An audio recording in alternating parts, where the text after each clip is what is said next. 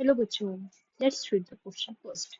The question says, nematode specific genes were introduced into tobacco host plant by using the vector. Question हमसे कह रहा है कि जब हम nematode specific genes को किसी भी host plant के अंदर इंट्रोड्यूस कर रहे हैं तो उसके लिए हम कौन सा वेक्टर यूज कर रहे हैं?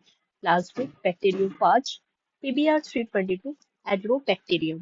So the key concept used in this question is the information about the RNA interface process. अभी RNA interface process क्या है और इसका मैंने क्यों नाम लिया ये देखते हैं. तो सबसे पहले हम देखते हैं जो RNA होता है उसकी फुल फॉर्म होती है राइबोन्यूक्लिक एसिड.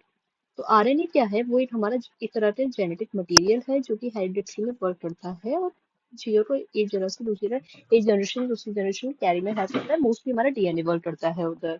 आरएनए से क्या होता है? प्रोटीन का फॉर्मेशन होता है. अभी जो आरएनए इंटरफेरेंस प्रोसेस है ये क्या है? तो एक निमेटोड होता है जिसका नाम है मिलोइडिकेनी एक्वानिशिया. तो ये जो हमारा नेमेटोड है ये क्या करता है? ये जाता है और रहता है कहाँ पे? टोबैको रूट प्लांट की रूट्स में. तो ये जो हमारा नेमेटोड है मेलेडिटोनी इनकॉर्डिशिया ये जाता है और ये रहता है रूट ऑफ टोबैको प्लांट में. अब जब ये उसके रूट में रह रहा है तो ये क्या करता है? जो भी उनका प्रोडक्शन होता है, जो भी उसका टोबैको का प्रोडक्शन होता है उस चीज को ये कम कर देता है.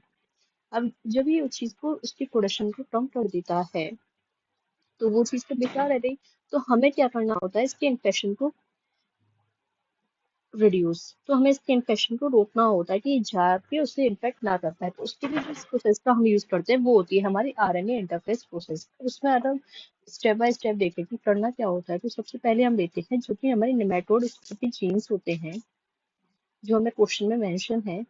तो ये निमेटोड स्पेसिफिक जीन्स को हम प्लांट के अंदर इंट्रोड्यूस करते हैं. यानी कि ये हमने कहाँ पे डाल दिए?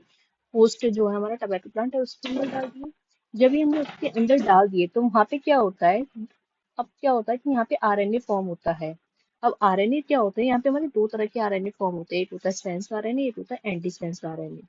तो ये सेंस और जो हमारा एंटी सेंस आरएनए, दो आरएनए हमारे फॉर्म हुए क्या होते हैं? एक दूसरे से कॉम्प्लीमेंट्री होते हैं. अब क्योंकि ये कॉम्प्लीमेंट्री होते हैं तो ये मिलके क्या बना लेते हैं? डबल स्ट्रैंडेड आरएनए बना लेते हैं. अब ये दोनों ने क्या बनाया? डबल स्ट्रैंडेड आरएनए बनाए. और डबल स्ट्रैंडेड आरएनए जो है वो आगे हमारे ट्रांसलेशन प्रोसेस में काम नहीं कर पाएगा.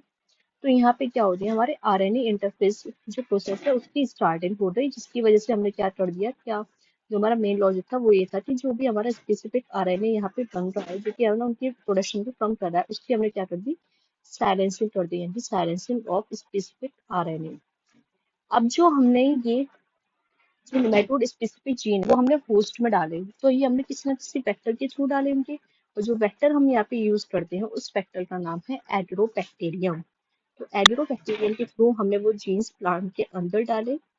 देन उनसे सेंस और एंटी सेंस आरएनए की फॉर्मेशन हुई जहाँ पे आरएनए इंटरफेस की स्टार्टिंग हो जाती है. डबल स्ट्रैंडेड आरएनए बन जाते हैं क्योंकि वो दोनों स्ट्रैंड आपस में कॉम्प्लीमेंट्री होते हैं.